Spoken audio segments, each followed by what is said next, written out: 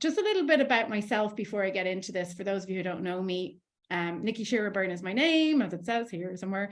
And I've been in the coaching industry for 17 years. Yeah, it's a long, long time. So when I started, it wasn't even called a coach. Equally at the same time, I've been on my personal spiritual growth journey as well.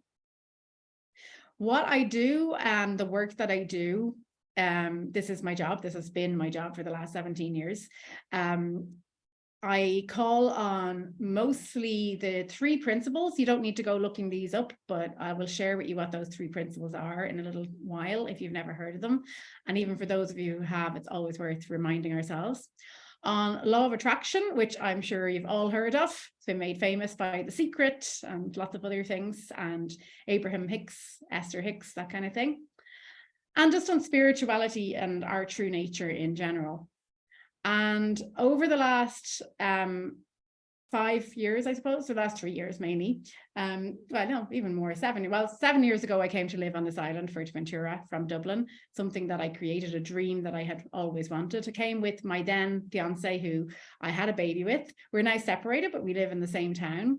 And 3 years ago, when we separated, I created a home on my dream street, which was kind of, well, it's technically Millionaire's Row, but I don't live in a millionaire's house. I don't live in a mansion. I just found a little oasis with a few little bungalows that were like super cheap on Millionaire's Row, and it was like the best and most amazing home for me and my daughter ever.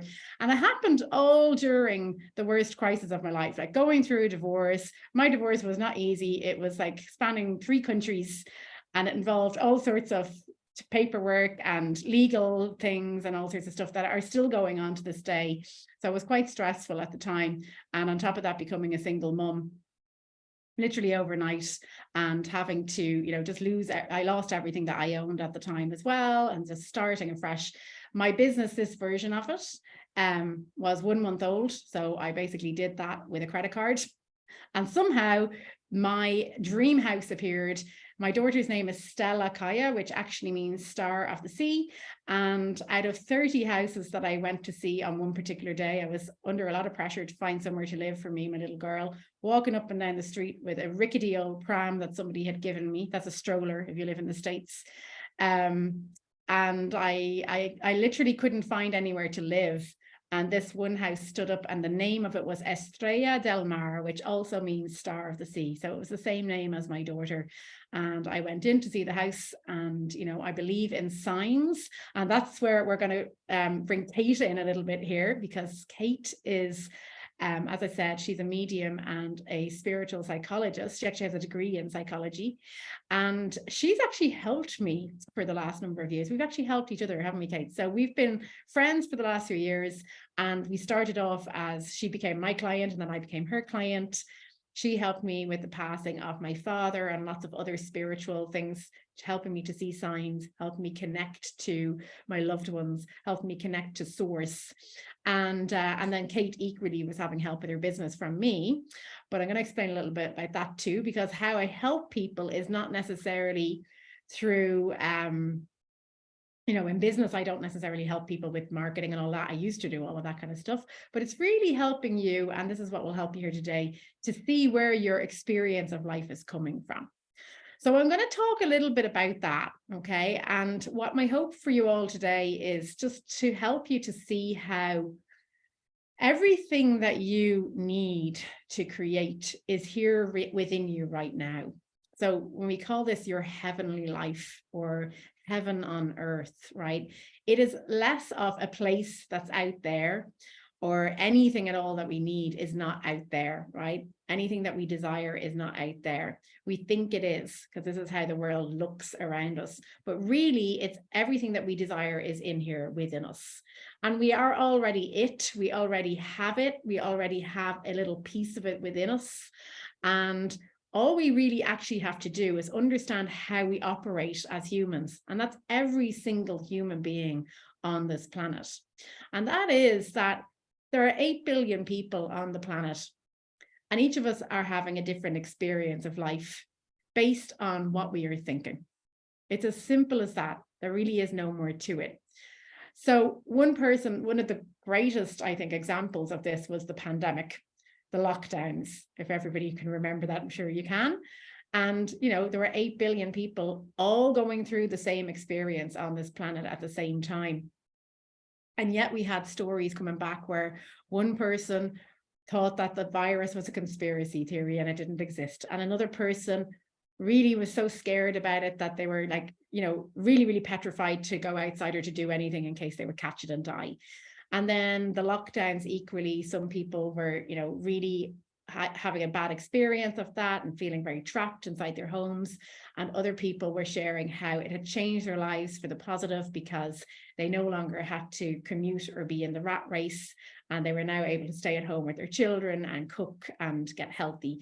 Some people stayed at home and ate junk and got fat, and other people stayed at home and, you know, got really healthy and fit and started to do exercises and came out with muscles. So every single human being, regardless of a pandemic or not, regardless of what's going on externally in the world, is experiencing life from their perception. In other words, from thought. All right. And this is actually an amazing gift to have, because very often most of us actually we've been taught in life to put our focus on thoughts that are just not that helpful. So when babies come into this world, and I have a 5-year-old, almost 6-year-old, soon to be 6-year-old, and I'm beginning to see how her thinking is changing, how her perception of life is changing, because up until very recently, as all babies do, we come into the world with, you know, a clean slate, let's so to speak, okay, of thought. We have no thinking, we have no conditioning, we haven't been programmed yet. We're like a blank slate, a blank computer, so to speak. And so babies live in this, and children live in this very nice, happy state, a heavenly life, we might call it, right? And then they get to maybe around 6 or 7 years of age, which is where my daughter is coming along to now. And all of a sudden, we've been having tantrums, which we never had before, which seemed to be coming from, when I got down to the bottom of it with her, that she's afraid and she can't get a thought out of her head about things that she's heard from where, I'm not sure yet, but things about tsunamis, volcanoes, and bombs. So she's currently in this state of worry about volcanoes, hurricanes, and bombs. And as a result of that, she's going out and she's having chats with her dad, and she's come back and told me her dad is checking the news every day, because he's, you know, we're all just doing the best we can. And his idea is that, you know, he's reassured her by saying, look, I'm going to check the news every day and make sure there's no tsunamis or no bombs and no volcanoes going to erupt in Fuerteventura. So he's trying to reassure her. And then my way of reassuring her is trying to help her to see that, you know, what's happening here is that she's scaring herself with a thought that there are no tsunamis right now, there are no volcanoes erupting right now, there are no bombs, so that she's heard something, right? And this is what innocently happens to every single human being on the planet. We go through life and we listen to what our parents teach us, we listen to what our teachers teach us, we watch TV, we just go out into the world and live. And over time, we develop beliefs, which are really just a pattern of thinking that we've been thinking for a very, very, very long time. Some of them are conscious, but most of them are unconscious.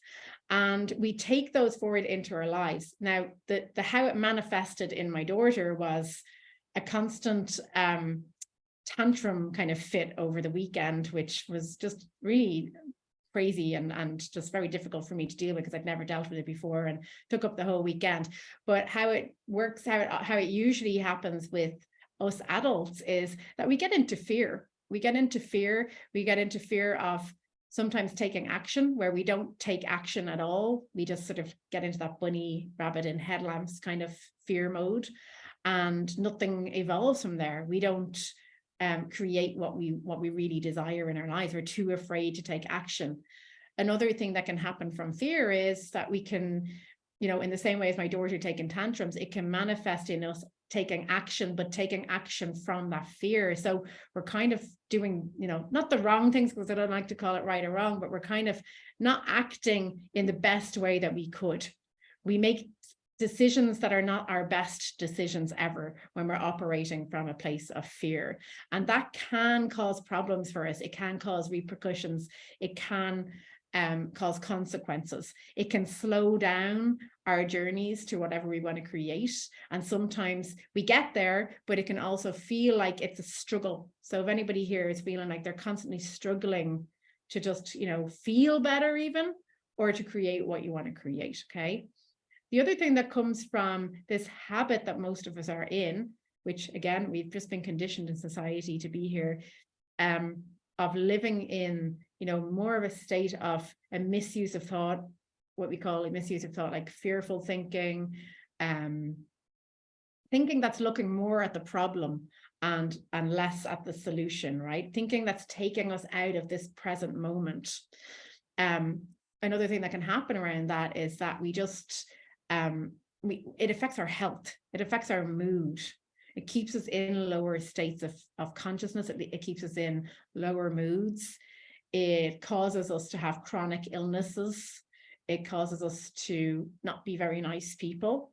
And then typically what most of us tend to do is that when we see ourselves in these kind of moods, or we see ourselves feeling bad, or we see ourselves not creating what we want to, is we go in and we try to fix that. We try to analyze ourselves. We judge ourselves. We sort of look at ourselves like we're not good enough. Why did we do that? Why did we think that? And what we're actually doing is we're actually perpetuating the problem by just staying over there with the same thinking and adding more thinking on top of thinking. We're not actually seeing what's really available to us all the time, which is why we're here. So let's switch over now for a second, okay? What our true nature really is well-being. It's pure well-being. It's feeling good. It's being healthy. It's creating our desires. Now, I do want to share with you, if you don't have any desires right now, or you don't feel like you have a vision, just bear with us, because that can happen sometimes, especially if you're in a place where you've been caught up with a lot of worry or fear or anything like that. Usually what happens is, if you have desires, once we've kind of come away from that little bit of fear or that worry or that lower quality thinking, some desires start to come to us, right? And they can come like breadcrumbs. It could literally be, right now, I have a desire to just feel better. Or right now I have a desire to go for a nice walk. And as you start to spend more time in these nicer places and nicer states of mind, your desires tend to grow. They tend to get bigger. They tend to be more visionary, I suppose. But again, everyone's different. So don't let this idea of desire put you off, okay? Desires can be anything for each person. So our true nature is simply feeling good, well-being. And the reason that I know this is because, and all of you know this on some level too, is because we're all made of the same stuff. There is a invisible intelligence, there's an invisible life force. Some people call it source energy. Excuse me. Some people call it love. Some people call it God. You can choose whatever you want to call it, okay? But basically, I am that, you are that, all this is that, and that is all there is. And this is a creative life force energy. And the only thing it knows how to do is create. It doesn't have a punishing energy. It doesn't have a destroying energy. It's the same energy that turns embryos into babies without us having to do anything. It's the same energy that turns little acorns into oak trees. It's the same energy that when you look outside your window is making the world turn every day, giving you the night and the day and the stars and the sun and the moon and the trees and the flowers and the bees and all of that kind of stuff, right? And that exact same energy is what we are all made from. So we have this amazing gift that I'd love to share with you. And it comes back to what I was just talking about, thought. Thought is not our enemy, right? So if we're looking at the perception of life and our experience of life, how we're feeling, what we're creating, that our driving force, so to speak, or our what would you call it, like our gear stick or our joystick, what do you call this kind of thing, our pointer, right, is thought, right? We lead with thought. But the issue here is that most people in the world have forgotten their true nature. They we've been taught that life is difficult. Life is about struggle. Life, it's like, get up and get on with it. Or, we hear all these kind of things. And if you want to create anything, you need to work hard. If you want to feel better, you need to work at it, right? And all of that is completely the opposite of what your true nature is, which is pure well-being, right? Which is pure creative life force. So living your heavenly life is about using your gift of free will as a human being that every single person has. This is why this is actually for every single person. There's not one person on the planet who doesn't have free will. And being able to get your little joystick or direction stick or whatever, we have to give it a better name than that, and decide which thoughts feel good for you, right? So it starts off slowly because we might be used to being in a frame of mind that's constantly, a lower state of mind. That's because you've become accustomed to it. And you might not realize even why you're feeling like that. And if you're only getting this at an intellectual level right now, just lean on my faith for now. If it's interesting enough for you to stay on and listen to this talk, stay along. We will be sharing how you can have more of this later. Kate and I are going to be back for another webinar soon. We'll be sharing some more things, and there'll also be an opportunity for you to do a 6-week course to kind of ground in this even further. So, this is kind of an opening for everyone today. But we basically have this amazing gift of free will where we get to choose as humans. If we can notice if we are in a lot of this lower quality thinking, that's not feeling good, that's not really creating anything new or fresh. And we have this choice to go over there, which is what most of us are in the habit of doing. Go over there, fix it, figure it out, judge ourselves, analyze it. Or we can simply notice it and we kind of get into this nice kind of neutral space, so to speak. So it's almost like a gear stick, right?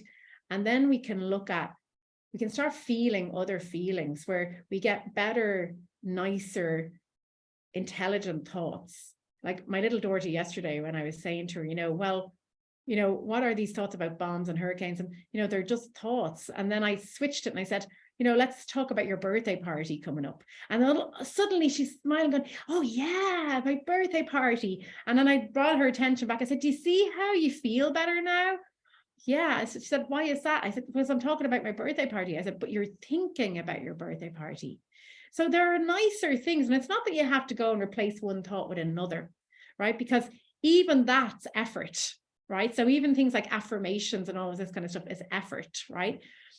All we need to do is actually notice when we're not in a good feeling. We don't even have to know what it is we're thinking about.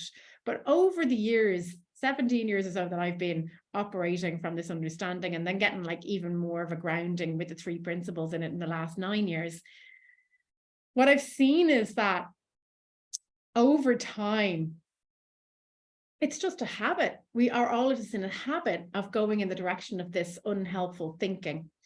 And we're not made that way. We're not made to feel bad. We're actually divinely engineered for well-being. That's why we spend a fortune on self-help books and people go to therapy, and why people show up to talks like this. We're trying another solution. That's why if we're sick, we go to doctors, and another solution is to take pills or have surgery.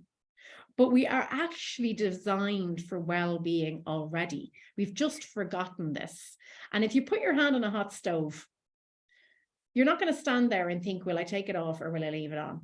We automatically take it off. So the fact that you're even here on this call is already, and you're interested in this conversation, is already a sign that you're looking to feel better. Whenever we may, feel really, really down, and all we can think of is, this is unbearable. This feeling is unbearable. I just wish I could feel better. And this is again where Kate would come in, and I love to use prayer, just to pray. Sometimes people pray, I just feel so bad. Please, God, make me feel better.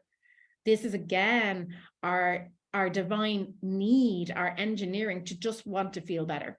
Everybody just wants to feel better. So we're doing everything we can. Now, unfortunately, most of us have just forgotten that we are already well. that we already are well-being, that we're divinely engineered to get back to well-being all on our own without having to do anything. So when we simply recognize that the only reason we're not feeling good is because we're in low quality thinking. And it comes up when we're more tired. It comes up when we're dealing with a lot of stuff in our lives, which is natural because that's life, right? It comes up when we may have had an argument with somebody. Things can trigger it, but over time, and this is why I shared with you at the start, you know, that I created this house on my dream street, that I'd been talking about it for 4 years. I want to live in this street. I want to live in this street. And my ex used to say, you'll never live there. And as soon as, you know, I was alone and I was going through a divorce and going through the worst state ever, this house appeared. Never even saw this house before, you know, and it was in my price range, even though I was only just starting a business. These are the kind of things, like these miracles are around us. This is why life can be really, really heavenly, because these miracles are actually around us all the time.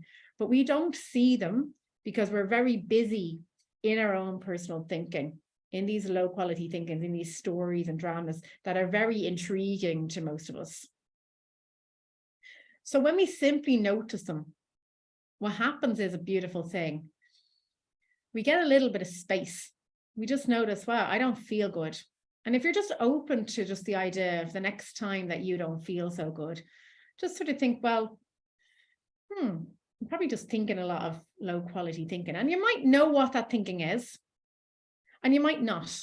And the thing is, the trick here is not to start going, oh God, what is that? What am I thinking? You know, if you simply go, well, I'm not feeling good, and be open to that. Maybe you're not feeling good because you're probably got a lot of low quality thinking going on. And if you do that often enough, for sure what will happen is there'll be some space created. And when there's space created in your mind, it's like a snow globe. I don't think I have my snow globe. I don't. No, I had a snow globe, but it's gone.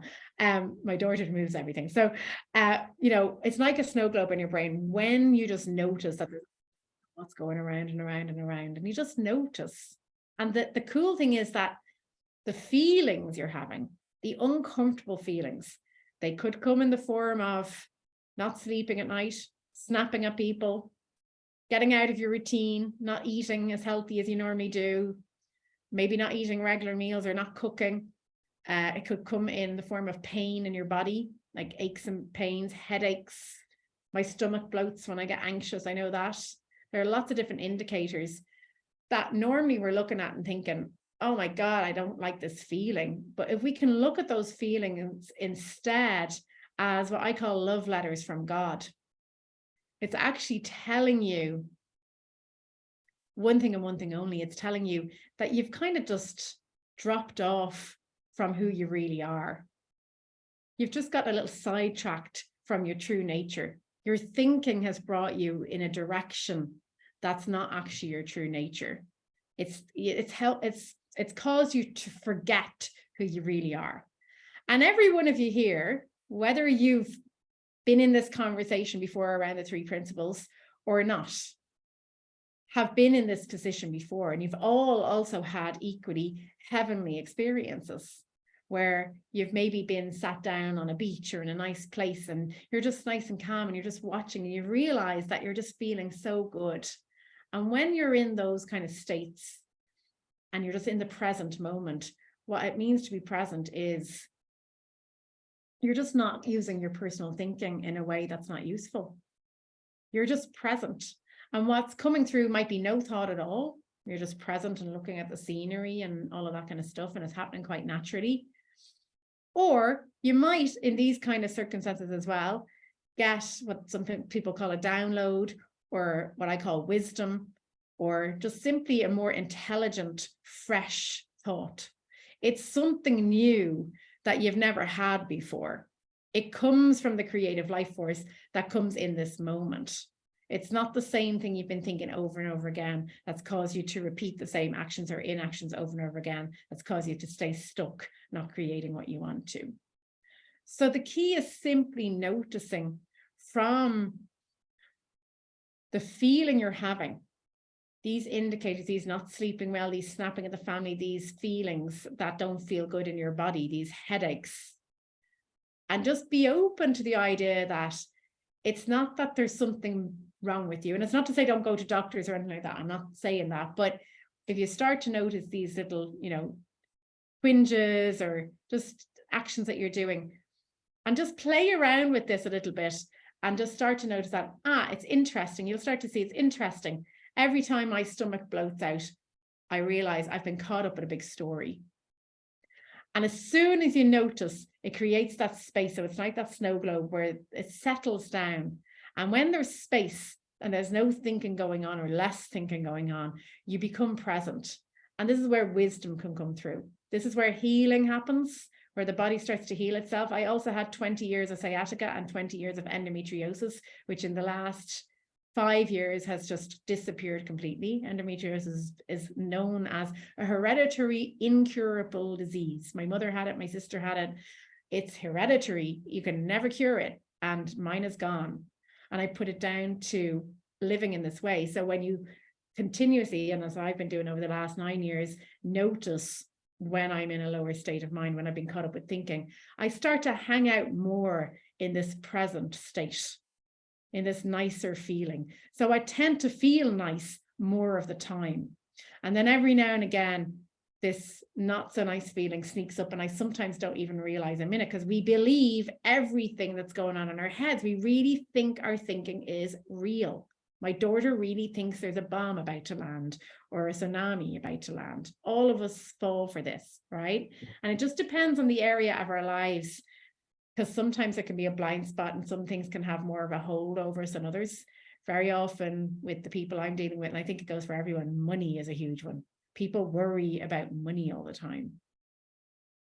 So I'm going to just wrap up with this one part, and then I want to just share a little bit about Kate as well, and I'm going to open it up to questions from all of you. Recently, and this is kind of coming from this 9 years of being in this understanding, I had an insight which was quite phenomenal and quite big. And I did 2 weeks ago another workshop called The Other Side of Worry. I had been caught up with a lot of worry for a few days, again, not really noticing. And, I speak to my daughter about this kind of stuff, so she's a little bit up there on it. But she said to me, Mom, do you want to play with me? Do you want to play with me? I was like, no, I'm too busy. I'm doing this thing over here. I don't know what I was doing, but, I'm too busy to play with you. And she's like, the usual 5-year-old, oh, come on, Mom, please play with me. I'm like, stop, Stella, come on. I'm trying to do something over here, So when I noticed that when I'm in a better state of mind, it's not necessarily that I will play with her, but I'd probably be more polite to her. I'd probably say, okay, sweetheart, I can't play right now, but I'll play later. But when I'm not in a good state of mind, when I'm busy worrying about something or in a busy state of mind, I'm more snappy at her, more short answered. And she said to me, you worry too much. This is coming from a 5-year-old. I said, oh, do I? And it struck me, because I always thought I was, working so hard on myself to not be a worrier. And my mother was a worrier. So the last thing I want to be is a worrier. And I thought, that's interesting. And I said, well, what could I do to not worry? I said, or how do you know I'm worrying? She said, well, I know you're worrying because you're being snappy with me. And I know you're worrying because you're not coming over to play with me. And I said, well, what do you think I could do to not worry so much? And she said, well, you could do things that make you feel happy, right? And I thought, gosh, the wisdom of a 5-year-old. So I listened and I thought, well, this is wisdom too. Wisdom comes not just through ourselves. It can come from other people, from what we hear. It can come from our guides, our spiritual team, our past loved ones. It can come from signs that we see around us. But we get more of that when we're in a more settled state of mind. The first step is noticing when we're in that worry or when we're in that overthinking or just the busyness of our minds. So I walked outside into the garden and I opened a book, and it doesn't really matter what the book was, but I opened this book as a spiritual book and I was reading it. And this voice came into my head, like it was my voice, but it didn't feel like it was just a thought. It was something bigger. It was like literally like God had just said, what would happen if you just stopped worrying, but it was in my voice. And it made me listen, and I looked up from the book, and in that moment, the sun was setting and there was just this beautiful sunset, which we don't get that often because I live on the east. and this beautiful blazing red sky. And I looked over at my daughter, and because she'd been at me all day to play with her, and she didn't want to play with these other children because they didn't speak her language. She was playing with them, and I noticed how she was just playing with them even though she didn't speak the language. And I just dropped into this present moment, and it was like one of these moments that was just completely like heaven on earth. You know, it went on for about 2 minutes. And after I came out of it, my neighbors started talking to me, and I just got back to normal things. I thought, wow. The question was, what would happen if I just stopped worrying? And what I was shown in that moment was the answer. And I thought, wow, heaven on earth. And when I looked down at my book that I was reading, it said, this book offers you the keys to heaven. And it wasn't the book, you know, but it was just all these signs that come together. And so after that, I decided to just stop worrying. And I realized that worry for me was my flavor of using thought in an unhelpful way. Everyone has their flavor. Some people worry, some people have anxious thoughts, some people jump from procrastinate, you know, there's lots of different flavors. Some people just have busy minds. Excited minds sometimes can even be a busy mind, right? We're just not present, right? And so I just thought, well, what do I worry about? I worry about money. I worry about relationships. I worry about my daughter. I worry about my health. Like my pattern is simply to worry. And I notice at nighttime, I sometimes jump from one thing to another.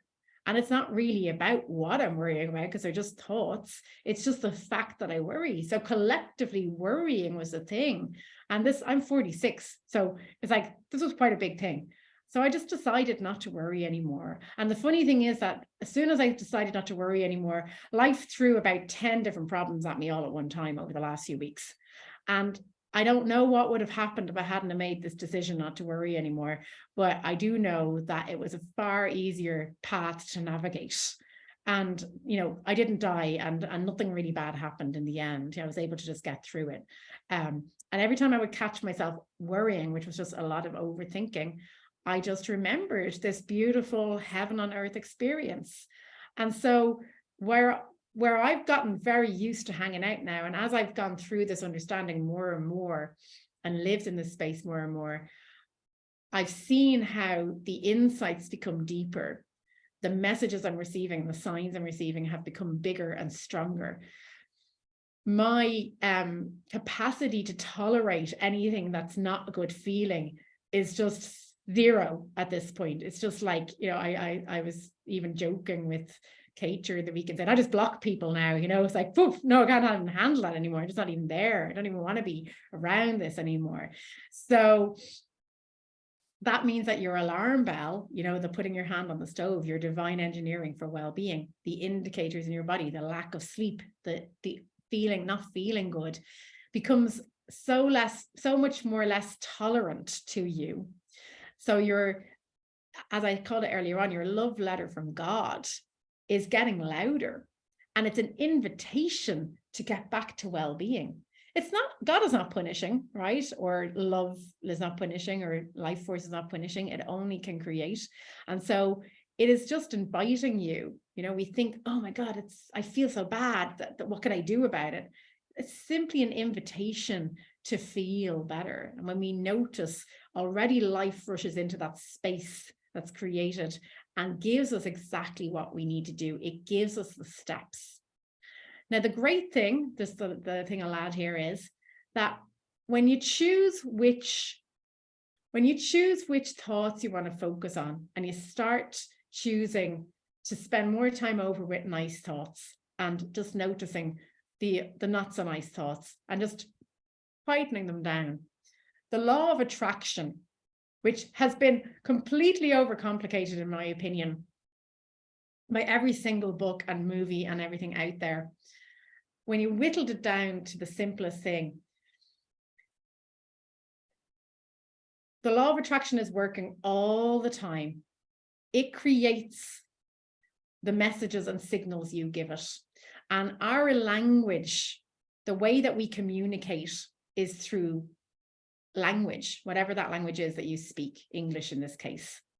And thoughts are in the form of language. So if we're over there thinking, oh my God, I'm broke, I can't pay the rent. Oh my God, I'm broke, I can't pay the rent. we will create that. We're putting that out because the life force and the law of attraction only knows how to create more. And what you put your attention to grows. So the great gift here is you start to see that you have a choice in which thoughts you can put your attention to. And you don't have to go and start pretending to be living in a mansion or driving a Ferrari. You simply need to notice when you're not feeling good, that's an indicator that you're in lower quality thinking. And the thoughts and the things that you need to feel good will come to you naturally. And when you're hanging out in nicer spaces and you get nicer thoughts coming through and you start to get, some idea comes and you think, oh, that would be a nice idea. I might do that. What you put your attention to starts to grow. And that's when you start to create the desires you have. And let me tell you, they're always better and bigger and more wonderful than anything that you can conjure up from your imagination.